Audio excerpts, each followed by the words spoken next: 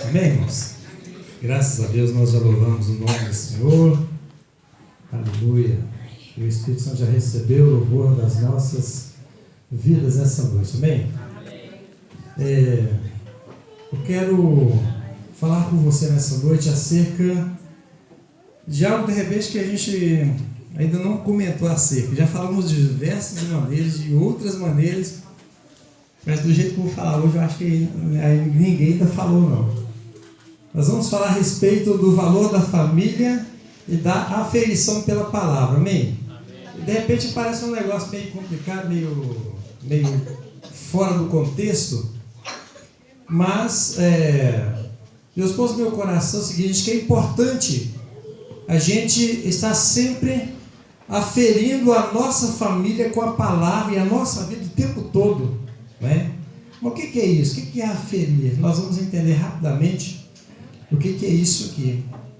Eu tenho certeza que quem é comerciante aí sabe muito bem o que é isso. Mas aferir exatamente é um comparar.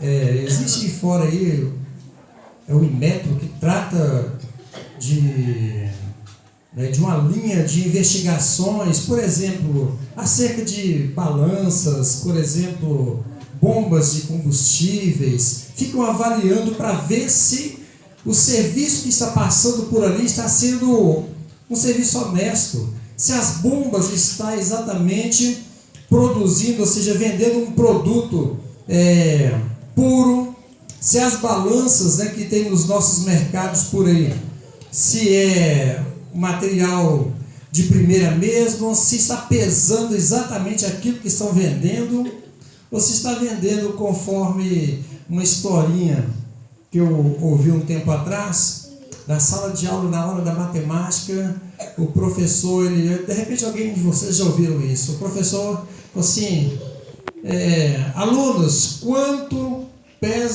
quantos gramas pesa 1 quilo? Aí uma turma lá gritou, 1000. Aí um outro gritou lá, 900. Ele falou assim, como que é? 900. Aí a maioria, não, é 1000. Aí depois aquele que gritou 900 falou assim, que você quer temar comigo que sou filho de açougueiro? Ou seja, na casa dele, o pai dele, 1 quilo era 900 gramas, ensinou o menino daquele jeito. E 1 quilo são 1000 gramas, só que aí o menino aprendeu que 1 quilo era 900 gramas. E lá na sala, na hora que todo mundo falava que era 1000, ele falou assim, quem quer temar comigo, sou filho de açougueiro, ou seja, no açougue do meu pai, 1 quilo é 900 gramas. Né? O que nós queremos dizer com isso? Que aquela balança estava precisando de ser aferida. Né? Ela estava passando, uma inverdade para o cliente. Mas o que tem a ver isso conosco?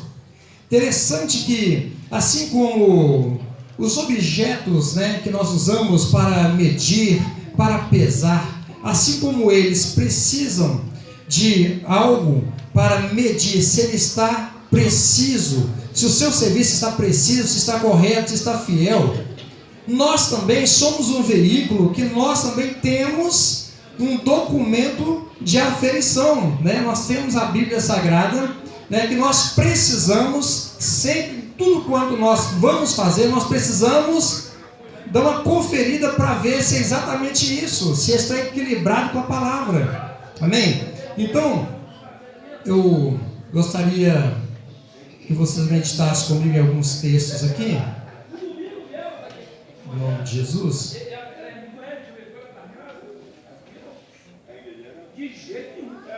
Romanos 6, verso 12, 13. Melhor, antes um pouquinho. Nós vamos ler aqui Salmo de número 1, verso 1. É um texto bastante conhecido. Se você tiver com esse texto, faça a sua Bíblia.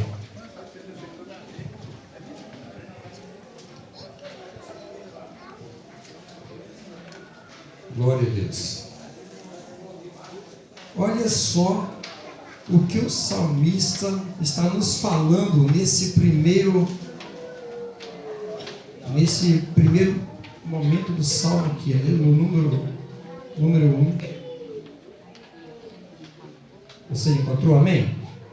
Olha assim, Olha aqui, diz assim: bem-aventurado o homem que não anda segundo o conselho dos ímpios, nem se detém no caminho dos pecadores, nem se assenta na roda dos escarnecedores. Ou seja, nós vimos aqui o salmista aferindo o nosso comportamento, nos mostrando que, como homens de Deus, como mulheres de Deus, como jovens de Deus, se nós quisermos ser mais que felizes, nós precisamos avaliar com a palavra de Deus esse nosso comportamento. Olha só, o primeiro comportamento: não andar segundo o conselho dos ímpios. Ou seja, você pode até andar no meio dos ímpios, mas não andar segundo o conselho deles, porque eles têm o poder de influência, mas o seu poder de influência tem que ser maior do que o dele. Assim a Bíblia nos orienta, amém? Nós precisamos ter o poder de influenciar maior do que o ímpio. E a Bíblia diz também que nós não devemos, se quisermos ser mais que felizes, nós não devemos deter no caminho dos pecadores. Ou seja, deter é parar.